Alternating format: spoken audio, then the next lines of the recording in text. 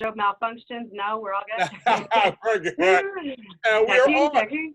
We're talking. We're on, and we're on the Studio City After Show here on JLJ Media. I am James Lott Jr., and you know I love this show, Studio City. And this person, I'm going to say it. She don't say anything. I'm going to say this. It was a travesty of justice. She was not nominated for an Emmy for this. That's no story. Who's going to say it? Who's going to say it? But she's good in everything she does. I mean, she's a definition of a working actor. I mean, we're talking VR Troopers, all the way back then, well, all the way back then, to the couple of stints on General Hospital, to Bold and Beautiful, Days of Our Lives, As the World Turns, nighttime work, movies, and she plays Laurie in Studio City. We're going to really delve into this character because you guys have been asking for it. We're going to talk about this. I'm so happy. Occasionally, I get to interview some of my favorite actors on television. It's another way of me doing this with Sarah Joy Brown. Hello, Miss Sarah.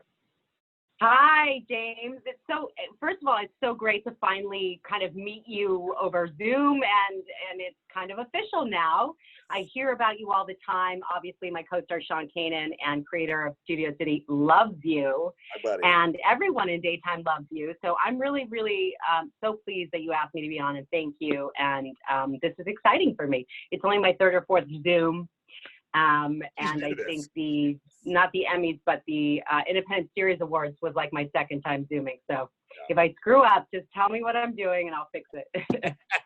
Well, thank you. Don't stand up, right? Yeah, sit up. Sit up. You sit up. No, thanks for the kind words. You know, I'm not wearing pants. So if I stand up, it's like the show is over. Yes, I'm wearing shorts. I'll make sure I stay down, sit down. Yes, no, it's funny because I've interviewed many of your colleagues over the years, and I love the genre of daytime and digital drama series. I think it's such a rich people who are behind the camera and in front. We're gonna talk about that, and you're one of those people. Okay, so I'm gonna ask you. I'm gonna start out this way. So how long have you and Sean? I guess you guys were on at the same time the first time on General Hospital, but how long have you guys known each other? Well, gosh, not only were we were on together, we made out. Yeah, but yeah. So we had like our first scene together, I think, was a love scene, and we were thrown together and making out, and he was picking me up and all these fun things. And then he left, and the next thing I know, Billy Warlock came in, and that was, I want to say that was 1996, James. Am I? Did I only just like age 5 or myself? 6 at the time. 1996. Yeah. That was so long ago, but yeah, so a really long time. Let's put it that way. Sean and I have known each other for a really long time, but more peripherally. So we only worked together for that very short period of time that he was on GH. And then when he left, I didn't see him much except for at entertainment events that were associated with daytime. And so to be honest, when Sean called me and said, hey, would you like to take this role? It was the first time I had spoken to him in a very long time. And so I hadn't had any catch up really. And I think I met Sean out somewhere. I know that I met Sean out somewhere around the 2008 Daytime Emmys, because I remember meeting Michelle Kanan, and she's unforgettable. You know, she just really is bubbly and fun and loving and warm. And they were obviously deeply in love. And then I hadn't seen him again until we started working on Studio City, I think, except for maybe at an Emmys, you know, hey, Sean, here and there. So our history is long, but it wasn't that deep until recently. Well, so now, because I'm glad you lead into this. So he literally just called you up and said, hey, Sarah, it's Sean. I got a show I'm going to do. I mean, was it like that kind of thing? Exactly like that. And that's sort of the way it is with daytime, you know, whereas with SAG in general, I think there are so many different working actors and people may work with each other here and there. I don't know, you know, there's a deep loyalty in daytime. And because there's so much overlapping with the actors going from one show to another show on a constant, continual basis, I think that we all get to know each other a little bit better, or at least peripherally, we all know each other. Yeah. And so I think, Sean felt really comfortable picking up the phone and just saying, hey, I have this role. Would you like to do it? I was very reluctant to get involved, to be honest. He didn't have a script at that point, and I didn't know the director. He pointed me, he poked me, you know, take a look at this director. And I think great things are going to come from him. He's young and he's hungry and he's amazing. And so I did, and I thought he was right. I thought if this director takes this project on, then it's going to be probably really, really great. And I'm going to be happy to be a part of it, and that was the case. And I really credit Timothy Woodward Jr. so much for what the end result of Studio City was, because we did run into a lot of hiccups in producing the show and creating the show. And in fact, it was rewritten 2 days before we shot it. And so when I arrived on set for my first day, I had no idea that I was really what I was going to be doing. And only 24 hours before that, realized that Sean and I were no longer going to be love interests, but instead we were going to be brother and sister, which was kind of mind-blowing. So there was some fear, I'm not going to lie, because I'm used to a really tightly oiled machine in every possible way with daytime. And this was a very fly by the seat of your pants operation. And yet with great people at the helm, sometimes that's the best way to do it if it works, which in the end result. And also it wasn't chaotic at all on the set. I don't mean to say that. I just mean to say there were some hiccups, you know, losing locations right before we were about to go there, and running out of time, and, you know, rewriting all the scripts in order to fit into a certain genre. But everybody involved is incredibly professional. First of all the actors are actors that I deeply respect. Patrika Darbo and Carolyn Hennessy are two of my absolute favorite actresses in daytime. Mine too. Love them. You love them, right? Aren't they they're incredible. They're funny.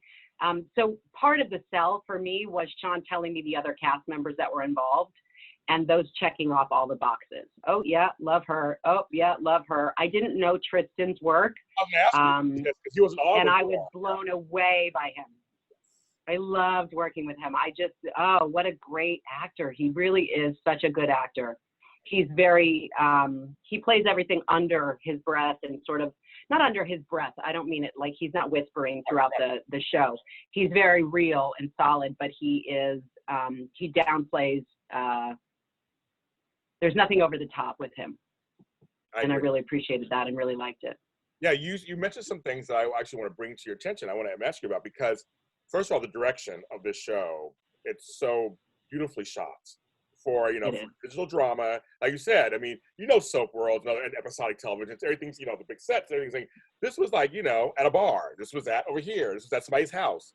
But it looks beautifully filmed. The way, some of the shots where he comes in from behind, he comes in from the side, and you don't know what's going on at first. And just the choices he made were just some wonderful choices, weren't they?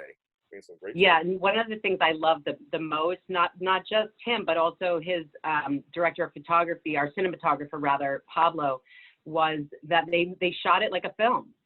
And in a lot of Tim's films, the sets are very dark. And so what he did in this show that I just thought was so incredibly smart, and really gives the viewer the idea that right now you're on a soap set and now you're on the actual set of Studio City, the TV show, was how he changed the way the lighting was when you were on, when we were a movie within a movie looking at the show, Hearts on Fire, everything was really brightly lit. And then when you walked off the sound stage of where they were shooting and further deeper into the sound stage rather, you saw that everything was very dark, and you had to kind of look around. And I think that engages the audience, you know, in general, because they're searching for clues about what is visually being portrayed to them. Like you said, you don't know what you're looking at.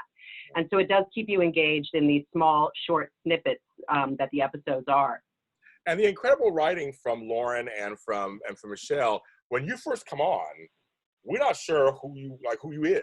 Like, we don't know who she is. Like, right, exactly. Right. It's like little clues. It's like, you should call him. Well, I don't want to call. Like, well, call who? And why is she like seeming strange by? And then I want to ask you, because you and Tristan didn't work together before, there were a couple of things you would do in scenes with him that felt very fatherly and daughterly. Were they scripted, or were they things that you were able to embellish on or add? Are there anything specifically that you're thinking of? Do you mean me like patting his cheek? Yeah, those are all improv moments between he and I. We were comfortable together immediately. He does have a very fatherly vibe. Yes. My father also actually does have cancer, unfortunately, right now. Okay. And so I think I tuned right into that part in the script. And it's just really Tristan, you know, he has a vibe about him, like he's loving and he's careful. about your feelings, and he's gentle, and he's not a sexual harasser in any way. Do you know what I mean? He's just like very fatherly and sweet and kind. And so that was our vibe. That was literally our chemistry. Wow. It came across. No, as I said, I noticed that. There's the one in the beginning, there was like, he had to take some pills or whatever, and there's a way you did it with him, like, come on, here you go. And even when you were walking away and serving the food to the daughter, or the son, the way you had the plate, it's just like, I was like, did she do that? Was that direction, or was that kind of like improv in? And it seems so natural. It seems so natural. Oh, good. Thank you. Yeah, no, I think when you're doing a digital drama like that and you don't have a lot of time, you have to rely on the actors having hopefully some chemistry with each other and freedom with each other. And I've always done that in daytime as well. Once I feel comfortable with another actor, we don't necessarily improv the dialogue, but we certainly improv a lot of the physicality. Yeah, makes sense. I think it's just who I am as a person. I like to surprise people, and it keeps them on their toes. And also I can't help it. I don't know. It just, I was like, let me see what you got in that mouth. Squeeze your little mouth. And he probably was taken aback, but he's such a pro. It didn't occur to him to break character for a second. He's so professional. He never did a bad take. He's just great. You guys were good, and well, with you, one of the reasons why you're one of my favorite actors on daytime is that you seem real in whatever role you play. Like, you know what I mean? Like, I see you as the character. Like, even when you came back as Claudia Zakara, I saw you as Claudia Zakara in General Hospital. I didn't see you as Carly. Like, I feel like whenever I watch you on any show I've watched you on, you inhabit the character, and so it just seems real. And you did it again in Studio City. I try. Well, first with Zakara, I wanted to take on the physicality of the character and make a very clear distinction between the character I had played previously and the new character. And so that was a huge part of our discussions as we built this character together, was how is she going to look differently so that people don't keep looking at me and going, yeah, but that's Carly. Yeah, but that's Carly. Wait. This is Carly. And so there was a physicality to her of just being a boss and, trying to have a certain kind of posture. Then there was the wardrobe that really, when I put a wardrobe on and the wardrobe person put so much care and attention into every detail of that wardrobe, which we did. I wanted Claudia to have a military style to her so that her jackets would have a certain kind of cuffs and buttons even that were, that would evoke gunmetal, that would evoke military style, that would evoke a throwback to like Mussolini, if you will, because in my writing of Claudia, she comes from a long line. And so once you do all of that work and you have the wardrobe and you put it on, it's like a coat of armor. And it does inform the performance. And so it allowed me that freedom. It was a little tough in the very beginning when I had the red dress on in the very first scenes because they were similar in a way to what Carly would have worn if she was being sexy, with Sunny. Because I've always had a fondness for wrap dresses. But as we worked into it and we went into just leather jackets and a lot of pants and a lot of buttons that were metallic and a lot of jewelry and red and black being the primary colors, it really informed the performance. And also, thank you so much for what you said, because I really appreciate that. It's very kind of you. No, it's and that's the goal. Right, that is the goal for actors, right? It's to inhabit a character. But you always seem, there's just some actors you watch, they just seem real to you. Like, okay, I can see them in real life acting this way. I know you're an actress, but I can see it. And Studio City is the same thing. I mean, even though it's a short series and it's a short time period, they packed a lot in there. And your character has so many different complex relationships. I mean, with Sam and with Doc. I mean, it was just kind of like, wow, they packed a lot in there. But I was like, Sarah could do it. Of course she could do it. I'm like, she can make it work, I'm sure. Well, we needed another 6 hours, for Studio City, because there were a lot of, these are just like introductions, basically, to let the audience know these are the ideas that we're going to flesh out over the next season or two. are these complex relationships and how they unfold, and it's similar to a soap. It's got to be complex. It's got to be family oriented. It has to have sex, love, drama, and comedy all wrapped into one, you know, which is what's great about the daytime genre, I think, in general, is that there are so many elements that they nail in every episode. And you have so many characters running around, jumping into bed with each other and fighting and, you know, losing their shit on, are we allowed to cuss? You say it, girl. You say it. Losing their shit on each other, constantly throwing each other down staircases. Right. But I did really appreciate with Studio City that they stepped back from that a bit, even though it's technically a daytime drama. I think it's shot more like a film. I think it's what they tried to do with soaps when, and correct me if I'm wrong about the name, but was it One Life to Live? Yeah, and All My Children. That prospect. Yeah, they tried that. All My Children, right. I didn't see All My Children really doing that, but I saw One Life to Live take everything. I'm sorry, I'm getting notifications on my phone. I'm trying to clear them. I saw them do the sort of the same basic thing that we did, you know, shooting outdoor and trying to use single camera. Yeah. As a medium, rather than the multi-camera. And Guiding Light tried it for the last couple of seasons. Guiding Light is who I was thinking of. That's exactly the show I was thinking of. And I don't think that it was as successful as it probably would be today, because I think they just did it a little too early without enough information about how it was going to come out, especially on HD. I agree. So what was great about ours is I feel like we married the two genres together, that sort of single camera comedy along with daytime drama, which is a dream. It's really like, and it was very successfully pulled off. I have to tell you, when I sat down and watched the pilot with everyone, I was blown away. I just like, oh my goodness, we did this in 4 days. And everyone was amazing and complex and fun. And I wanted more, which I thought was great for the show, because if I want more as an actor, if I want to see more and I'm interested, and even my nephew who came to the premiere with me said, I would watch that show, Auntie. I was like, really, Tavon? Yes, I would watch that show. I would tell my friends to watch that show. And he was really engaged by it. So that told me that, you know, we were going to hopefully it was going to be successful, because you never know until you see it, and then you ask your family, how was it? And you know you're talking to somebody who's not going to bullshit you, which my nephew is just not about. That's true. He says he has like resting bitch face all the time. That's just true. So, family will tell you the truth. Family don't care who you are. They will tell you the truth. They do not care. That's right. Well, not everyone in the family. Like, I think my dad would always just sort of say, oh, it was really great, honey. You know, but my nephew wasn't going to lie to me. So I brought him with me, and he loved it. So what was your favorite? Can I ask you a question? What was your favorite storyline in Studio City that was maybe too short and you wanted to see more of? To me, the revelation of the series was Pico Darbo's character, Violet.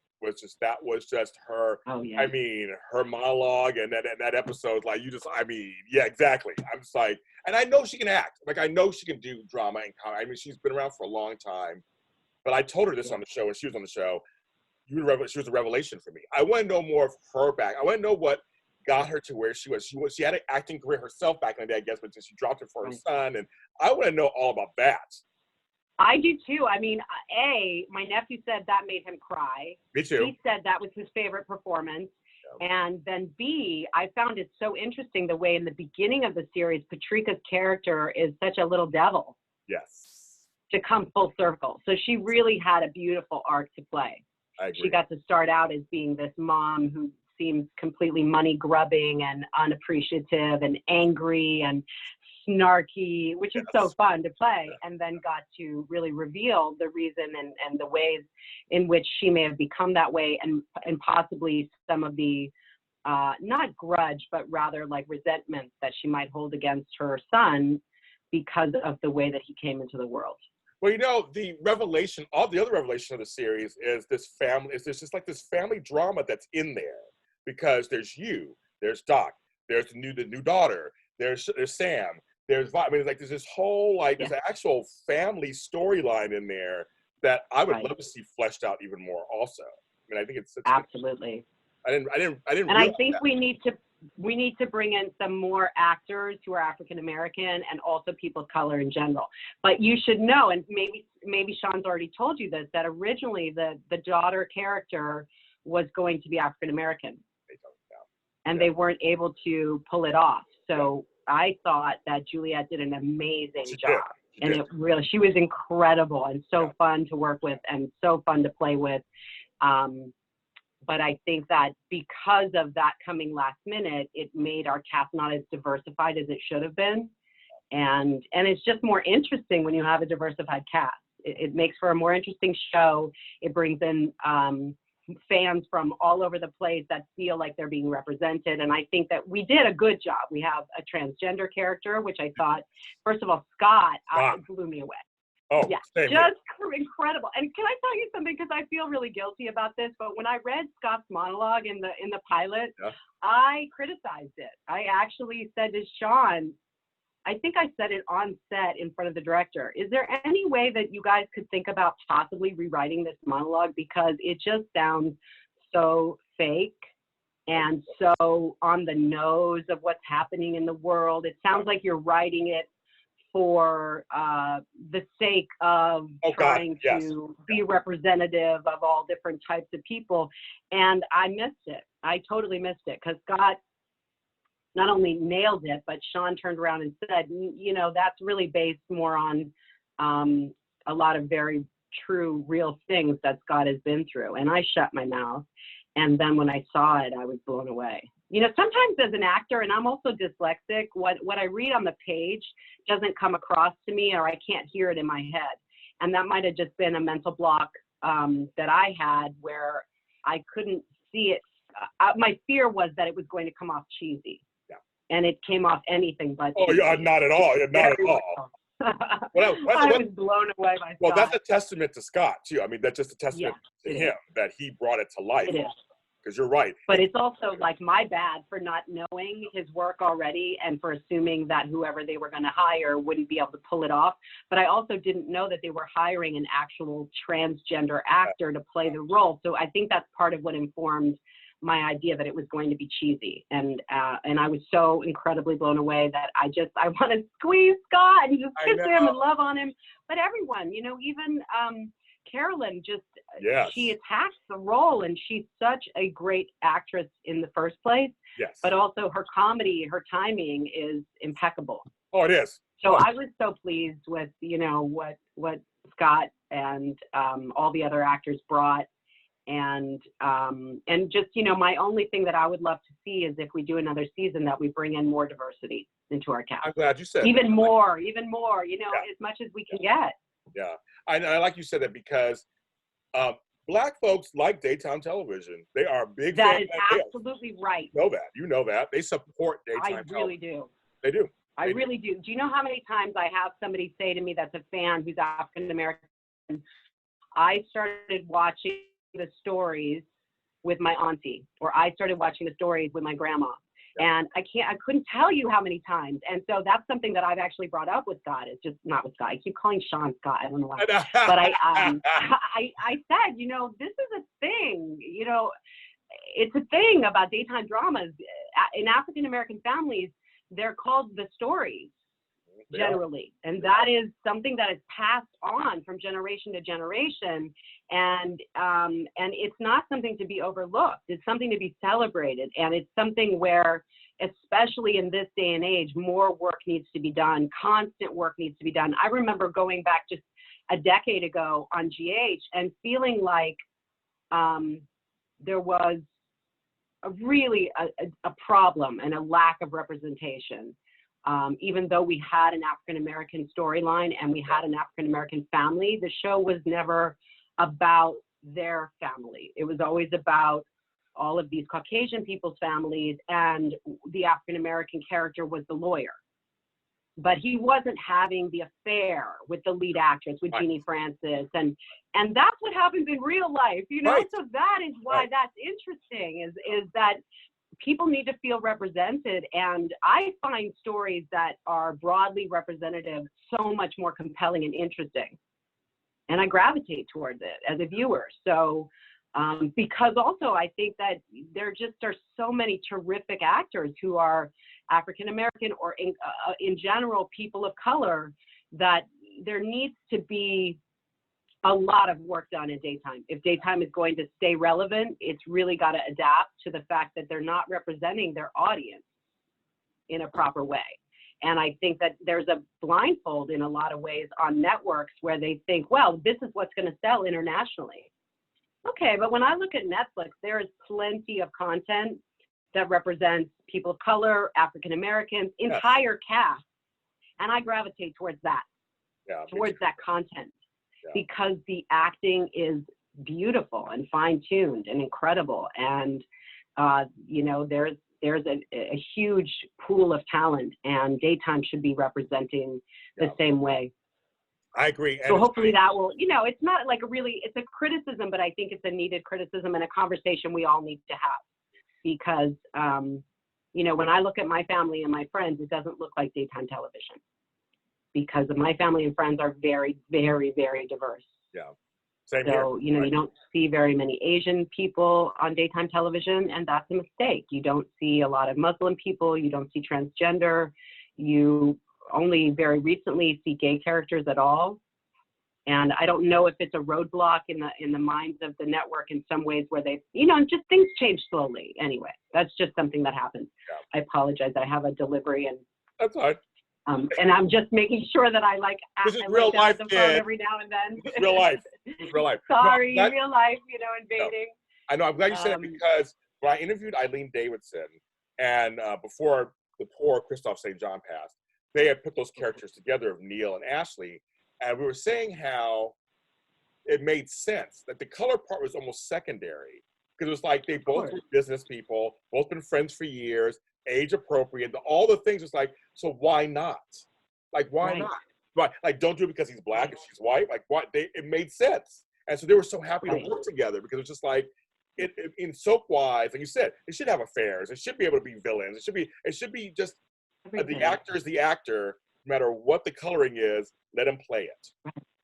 That's right. And also, you know, wouldn't it be interesting to have a character who, and I can't think of anyone off the top of my head, but let's say my character, if Claudia Zakara, who we all know was a racist and was a bigot, and if she started to fall in love with an African-American character on the cast, what a great internal drama for the character, because she's raised in a family that's incredibly racist. And she was raised with her own bigotry. And so how amazing it would have been to have her have that ongoing internal battle and struggle where she hates herself because of her attraction. And also you're having the conversation about how do people change that have grown up racist or have grown up with bigoted ideas. And so you know, the only way to really change things is to start somewhere and to watch the rest of the world catch up. You've got to be a leader and a trendsetter in any industry. And I think especially in daytime television right now, to stay relevant, to stay on the air, they have to make some changes. And these are some of the ones that I think would be amazing. And I also hope in digital drama anyway, where, you know, there aren't a lot of rules and we can kind of do what we want, that we'll definitely be doing a lot of that. Because I think it's more interesting. I think it's more interesting too. But isn't it very fun for you that in this stage of your career, you were able to do something like this digital drama? There was something that you said, fly by the seat of your pants, not this well-oiled machine with all the bells and whistles. But was that kind of fun? Does it keep you kind of interested, you know, this kind of turning interested in the industry? You know, if I had shown up on the set and it was chaos and a disaster and the director wasn't Timothy, it was somebody else who didn't know what they were going to do, I would have been really scared. Okay. Because I've done productions before that were, you know, all the best of intentions, and yet when you see the final product, you're maybe not as happy with it as you'd like to be, and it's representing you. So because of the people involved, because of the team that Sean assembled, I did not feel as if, I felt like it was organized chaos. And I prefer that to total chaos. Yeah. You know, you want to have something to edit. So if the director really doesn't know what he's doing, you're in trouble. You want scenes to be lit well enough that people respond to it and can see what's happening.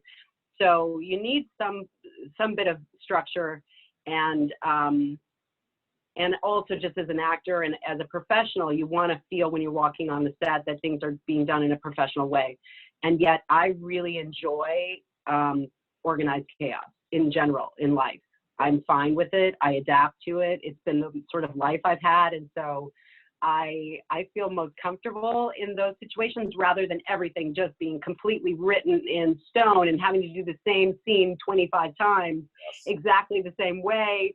You know, if you blow a hair out of your eye, you have to make sure you do it again in the close-up. And that's really that's tough on its own because it limits what you can do as an actor in terms of how free you feel in the moment, because you're stuck to a performance that the director loved, and now you have to mimic it all the way through.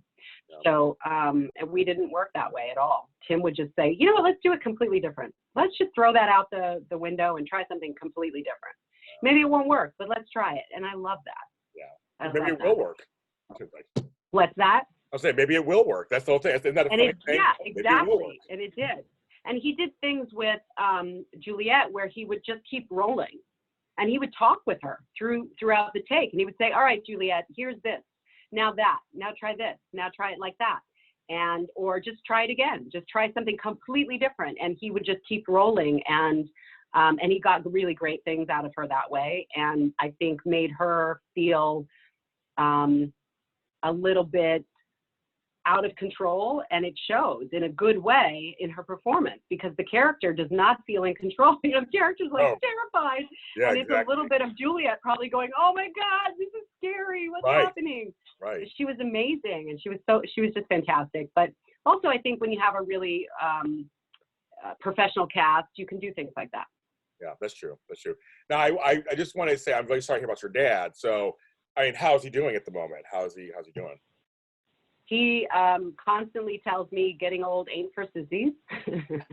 Every time I call him, that's pretty much what he says to me. I love it. Getting old ain't for sissies. That's my dad is a very masculine type of personality. He's also very soft and cuddly, but he is the image of the Marlboro Man in a lot of ways, backwoods kind of guy building houses with his own hands, a lot of that kind of stuff, and ripping the tails off rattlesnakes when we were kids and, keeping them on his dresser. So it's really hard to see him as frail as he is right now. He has, his muscles have all atrophied. He can't really get out of his chair much anymore. And he can't walk 5 or 6 steps without running out of breath. So unfortunately, his entire body is fully healthy except for his lungs, and they're shot.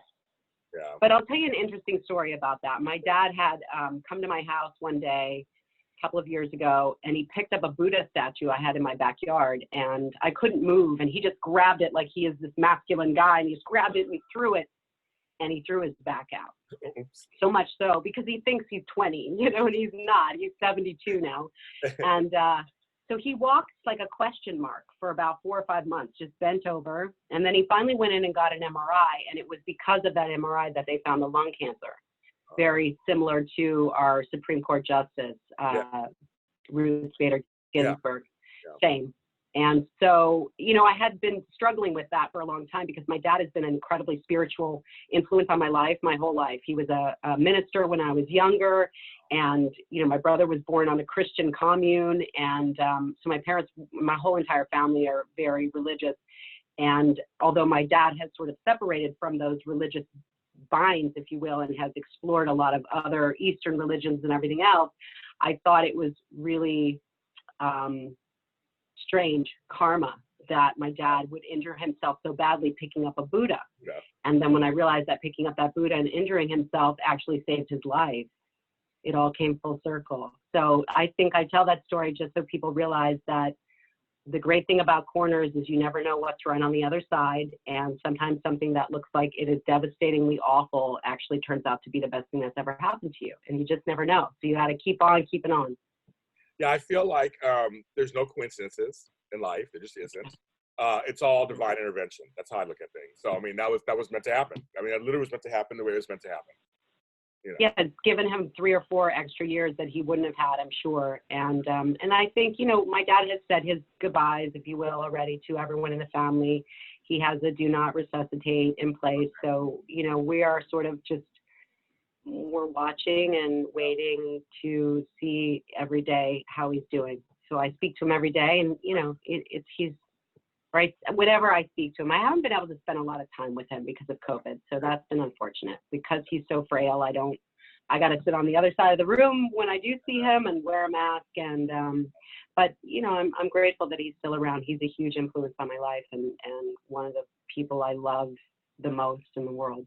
What is one piece of advice that you do take from him? What is one piece of advice he's given you, or just something he said to you that's just always sticks with you? Here's a great one. My dad always told me that anger is like taking poison and waiting for someone else to die. I'll ring the bell on that one. But it's not his. My Right. dad didn't invent that. But Right. he's really been deeply into religious philosophies and Taoism and Buddhism and Zen for, I would say, about 20 years of his life now. So he's given me so many incredible sayings like that. And one that was really impactful was, now that my house is burned down, I see the moon much clearer. And he said that to me a month before my house burned down. And I jumped out of this burning building. So he had a book on his counter in his house, and every day it was a new Zen page. And no, this was Taoism rather, sorry. And on this particular day, I came over and he showed me that quote. And I laughed, and I was, 19, 20 at the most. And I guess I was 20, it was 1996. And I laughed at him and I said, Dad, I get where you are in your life, but I am not there. Yeah. I have just moved into my first apartment alone, independent in Young. my life. Yeah, and if my house burned down, I would be pissed. A month later, I jumped out of this burning building, and the first thing I said to my dad was, now that my house is burnt down, I see the moon much clearer. I like that. I've been in a fire too, so I don't know what it feels like. But now I like that phrase. I've been in a fire also, and it's funny because Facebook. Sometimes you meet up with friends from high school. Obviously, they find you, whatever. Yeah. And do you have your yearbooks? I'm like, all that stuff got let go in the fire. It all went up in smoke. So I learned the essence of stuff. It's just stuff. I mean, you can care about it and stuff, but a lot of times it's just stuff. But it's more about the memory and the relationships. That's what, in the end, that's what it is, isn't it? That's 100% right. And that's really what that dialed me into, was realizing I was struggling to prove my point to him, which is that my things, my stuff, are more important than anything else I can imagine. My independence is so important. And when you almost die, the first thing you realize is none of that's important. None of that is important. Now, I miss my photographs. I miss certain family heirlooms that were there at the time. I lost everything. I only had 2 pieces of jewelry that came out of that fire and a little jewelry box. And they were both little crosses my mother had given me. Yep. They were both inside of the jewelry box. And also my dog survived and my best friend survived and I survived. That was it though. There was nothing else. It was literally reduced to ash in 7.5 minutes. And then in 2015, my apartment burned down again, second time. So, 2 strange fires. So I've learned to really let go of stuff. Yeah, really learn to hold on to people and let go of stuff. It's just stuff. Exactly what you said. It is. I've learned that also. So, I mean, it's just kind of like, oh, that's pretty twice, girl. That's yeah. You've got your name, you've got your integrity, and there's not a lot else that you have, that you own in this world, in this life. You only are renting it, really. I like that. It can just be taken away from you like that. And again, you don't care when it is. You look up at the moon and you just go, God, I'm so grateful to be alive. That's true. I like that. That's very true. As we, I could talk to you forever, but as we wrap this up, how do you see the future these days? I mean, it's such a Hollywood's on hold and everybody's like trying to figure stuff out. I mean, for you, what do you see right now? Are you hopeful for things, or like what's going on for you? I think that that's changing. I am hopeful. However, it changes day to day because we're hearing different and conflicting reports from day to day about the economy, about the health of our people. We open up a little bit and then we get slammed with COVID. Yes. I hate COVID. Fuck you, COVID. I don't know. COVID. You can believe me if that was terrible. But I hate COVID a lot, and it's been really hard on my daughter, who's 22 years old, and she's young and feels like she's being deprived of her senior year in college and all social activity. Yes, but I've heard that the daytime dramas have gone back. all 4 now, as of June. I don't know if they'll go on hold again. And, you know, you hear the economy's picking back up and things are going to start upswinging, and then bam, nope, that's not true anymore the next day.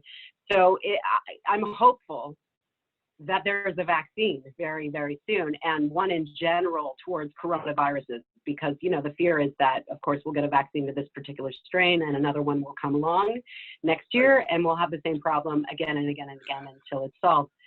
So I'm hopeful. I don't know. How do you reimagine the world of entertainment where actors can't actually interact with each other except on opposite sides of a room, just waving every show in the family reunion, you know, on daytime? You know, and you can't have love scenes. And I guess, you know, you have to do, they have to take really severe measures in terms of contact tracing in entertainment and taking temperatures and giving tests on a weekly basis or something like that. Yeah. Because at least if you know that person has it, then you can shut down or you can quarantine the other people. In a cast like a daytime show, you've got such a massive cast that you could revolve the storylines. You could stop these and then do these and then give them 2 weeks off and then test them.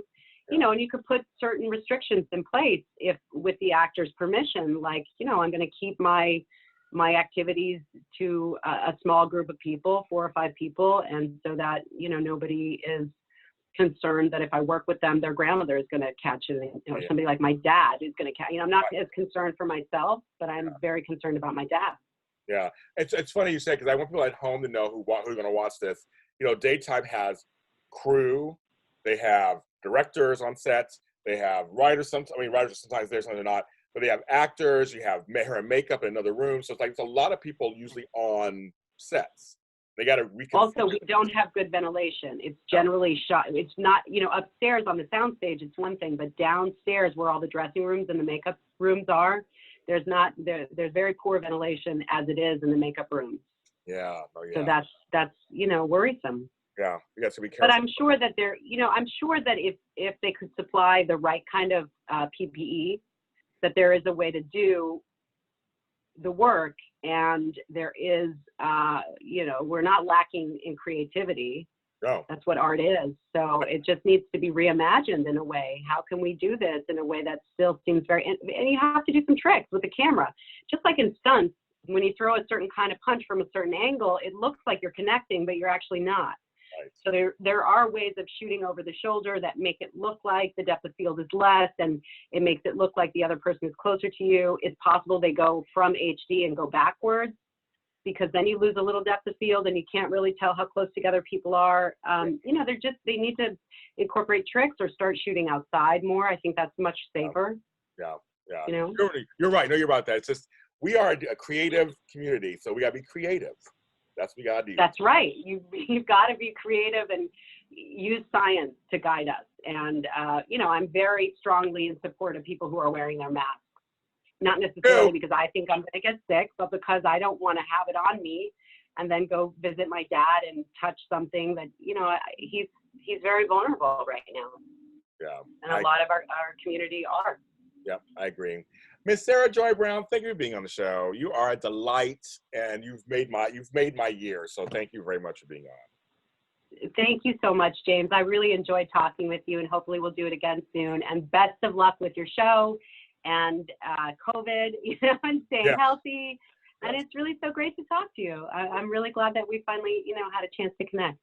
Thank you. And Sarah Joy Brown, actually, tell them where they can find you online, because you are online. So tell them they can find you online. I am. I have a website that is being fully revamped at the moment. It is sarahbrown.net. And that is, there's an old version up right now, but we are revamping it. On Twitter, I'm at Sarah Joy Brown. On Facebook, I'm at @ISarahJoyBrown. And on Instagram, I'm at @ISarahJoyBrown. That's right. And I look forward to seeing you all. Talk to her. Go talk to her. Say hi to her. And I'm James Lott Jr. Follow this show on all streaming services. Also on my page, JLJ Media on YouTube. You can follow me at James Lott Jr. everywhere, even on TikTok. Yeah, I'm on TikTok too, folks. Cool. On there. I don't know why I don't do stuff on there. But yes, well, go ahead and follow me there. Follow the show. The show is on Amazon Prime right now, so you can go ahead and watch Studio City on Amazon Prime. The episodes are up. They're really good. So go ahead and watch them, and then watch this, and you know, and support the show. Everybody, please, please wear a mask. Please, please wash your hands and look out for each other. We are all one big community.